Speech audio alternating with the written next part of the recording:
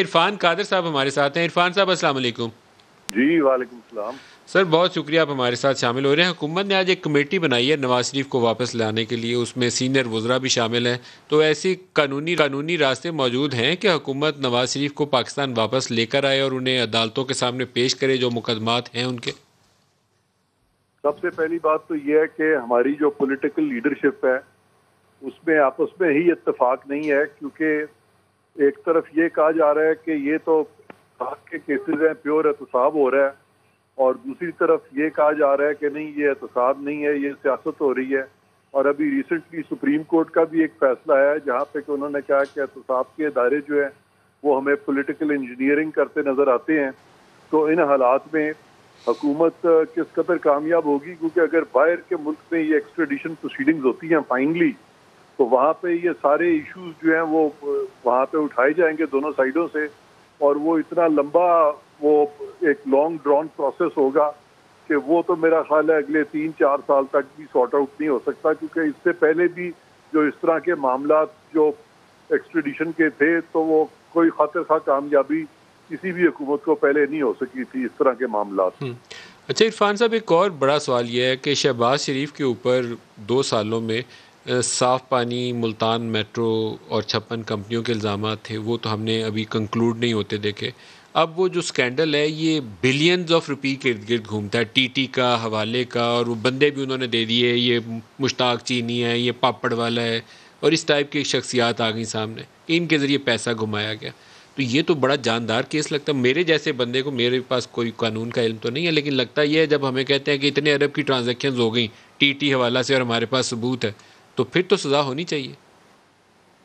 دیکھیں یہاں پہ ایک بہت بڑا مس پرسیپشن جو مجھے نظر آ رہا ہے وہ یہ ہے کہ یہ جو منی لانڈرنگ کے جو میٹرز ہوتے ہیں جس کو ہم کہتے ہیں منی لانڈرنگ، اس میں ایک کانسیپٹ ہے پریڈیکیٹ افینس کا۔ وہ ہوتا ہے کہ یہ پروسیڈز آف کرائم کو اگر آپ لانڈر کریں، اگر منتقل کریں پروسیڈز آف کرائم کے پیسے کو، تو منی لانڈرنگ میں آتا ہے، لیکن اگر پروسیڈز آف کرائم ثابت نہ کر سکے پروسیکیوشن،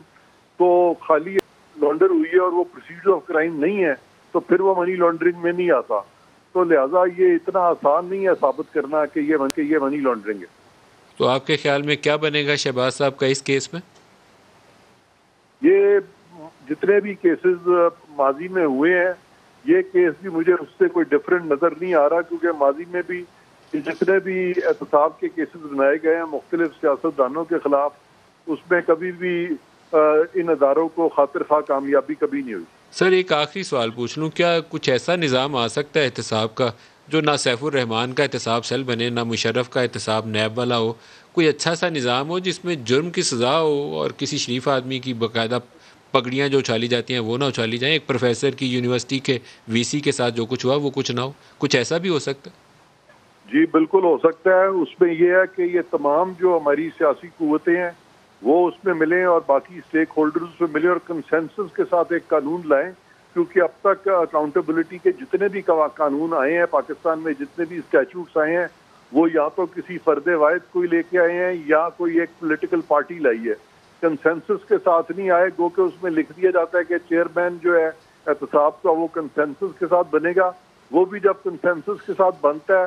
تو وہ جو چیئرمین ہوتا ہے وہ بھی جس طرف دیکھتا ہے کہ پلڑا جس کا بھاری ہے، جہاں پہ کہ طاقت زیادہ ہے، وہ وہاں پہ ییلڈ کر جاتے ہیں۔ تو اس لیے اب ضروری ہے کہ ان سب کا اس میں ایک کنسنسس اورینٹڈ قانون آئے، تو اس میں اور پھر عدلیہ جو ہے ہماری اس کی بھی تشکیل نو ہو اور کنسنسس اورینٹڈ عدلیہ بھی پاکستان کی آئے۔ یہ دونوں چیزیں جب تک نہیں ہوگی، یہاں پہ احتساب جو ہے وہ لاپ سائڈڈ ہوگا۔